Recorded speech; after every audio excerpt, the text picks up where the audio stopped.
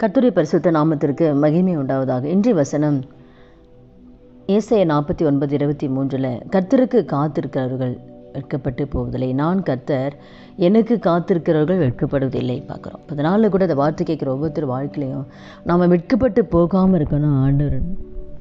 ஆண்டவருக்காக நம்ம காத்திருக்கணும். ஆண்டை நோக்கி கூப்பிட்றவங்க வெட்கப்பட்டு போக மாட்டாங்க. அதே போல் ஆண்டவருக்காக யாரெல்லாம் காத்திருக்கிறாங்களோ அவங்க வெட்கப்பட்டு போக மாட்டாங்க. அதனால் கூட உங்களுக்கு ஒரு வாக்குத்தத்தம் கொடுத்துருக்கலாம். நான் வாழ்க்கையில் எப்படியெல்லாம் நன்மைகள் செய்யணும் உங்களுக்கு ஆண்டவர் பேசியிருக்கலாம்.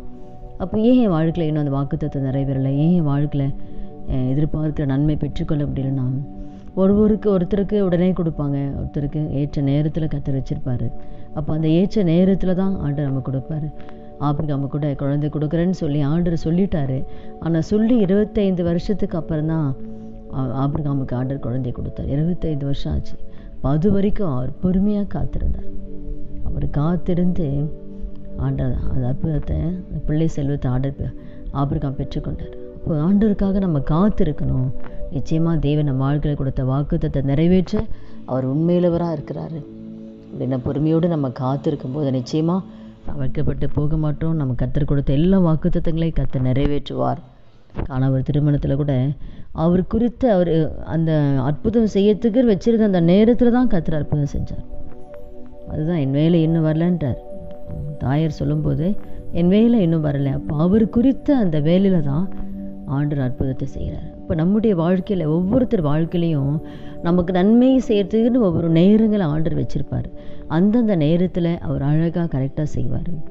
ஏற்ற நேரத்தில் கர்த்தர் ஒவ்வொருத்தர் வாழ்க்கையிலும் ஆண்டவர் அற்புதங்களை செய்வார். எதிர்பார்க்குற நன்மைகளை ஆண்டவர் கொடுப்பார்.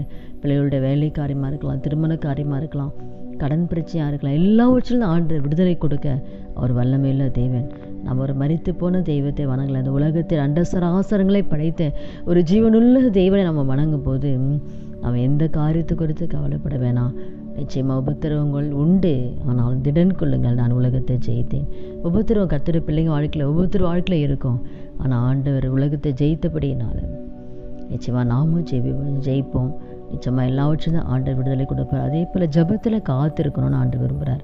ஆண்டுடைய சமூகத்தில் காத்திருக்கணும். நம்ம ஜெபிக்கிறோம், ஜெபிச்சுட்டு ஆண்டவர் பதில் கொடுக்குற வரைக்கும் ஆண்டுடைய சமூகத்தில் அவர் பாதத்தில் நம்ம காத்திருக்கணும்னு தேவன் விரும்புகிறாரு. அதனால கூட அதே போல் ஆண்டுடைய சமூகத்தை நம்ம காத்திருக்கும் போது ஆண்டவர் நிச்சயமாக நம்முடைய வாழ்க்கையில் அற்புதங்கள் செய்வார். நம்ம வெட்கப்பட்டு போகவே மாட்டோம். அப்போ காத்திருகளுக்கு என்ன நன்மைன்னா, ஏசாயா 64:4 பார்க்கும்போது தேவனே உமக்கு காத்திருகளுக்கு ஆண்டவர் செய்கிறது நீரே இல்லாமல் உலக தோற்றம் முதற்கொண்டு யாருமே கேட்டது கிடையாது, செவியால் உணர்ந்ததே இல்லை, கண்டதே இல்லையா. அப்படிப்பட்ட பயங்கரமான காரியங்களை யாருக்கு செய்ய போகிறேன்னா கர்த்தருக்கு காத்திருக்கிறவர்களுக்கு தேவன் அப்படிப்பட்ட அற்புதங்களை தேவன் செய்வார். அதனால் கூட இந்த வார்த்தை கேட்குற ஒவ்வொருத்தர் வாழ்க்கையிலையும் நம்ம ஆணுடைய சமூகத்தில் தேவன் கொடுக்குற வாக்குத்தத்தம் நிறைவேறும் வரைக்கும் நம்ம காத்திருப்போம். ஜெபத்தில் ஆணுடைய சமூகத்தை நம்ம காத்திருந்து நிச்சயமாக தேவன் வைத்திருக்க நன்மைகளை நம்ம பெற்றுக்கொள்வோம். சங்கீதம் 41 கூட கர்த்தருக்காக பொறுமையோடு காத்திருந்தேன், அவர் என்னிடமாய் சாய்ந்து என் கூப்பிடுதலை கேட்டான்னு தாவீது எழுதியிருப்பார். அப்போது கர்த்தருக்காக பொறுமையோடு காத்திருந்து அவர் கூப்பிடுதலை அந்த ஜெபத்துக்கு தேவன் பதில் கொடுக்குறார். அதே போல் தான் இந்த வார்த்தை கேட்க நம்ம ஒவ்வொருத்தர் வாழ்க்கையிலையும் பொறுமையோடு காத்திருக்கும் போது நிச்சயமாக உங்கள் வாழ்க்கையிலையும் தேவ நன்மைகளையும் அற்புதங்களை கர்த்தர் செய்வார். ஜெபிக்கலாமா? துதிகள் மத்தியில் வாசம் செய்கிற நல்ல தகப்பனே, இயேசுவின் நாமத்தில் நம்முடைய சமூகத்தில் வருகிறோம். அப்போ அந்த வார்த்தை கேட்குற ஒவ்வொருத்தர் வாழ்க்கையை ஆண்டவரே, எத்தனையோ வேதனைகளும் பாடுகள் உபத்திரங்கள் இருக்கிற நம்முடைய பிள்ளைகளுடைய வாழ்க்கையில் என் வாழ்க்கையில் ஒரு அற்புதம் நடக்காதா என்று இயங்கிக் கொண்டிருக்கிற பிள்ளைகளுக்கு ஆண்டவரை அப்போ ஆமை துதிக்கிறோம். ஆண்டவரை ஏற்ற நேரத்தில் பிள்ளையோட வாழ்க்கையில் தேன் வைத்திருக்க நன்மைகளை பெற்றுக்கொள்ள கர்த்தர் உதவி செய்யுங்கப்பா.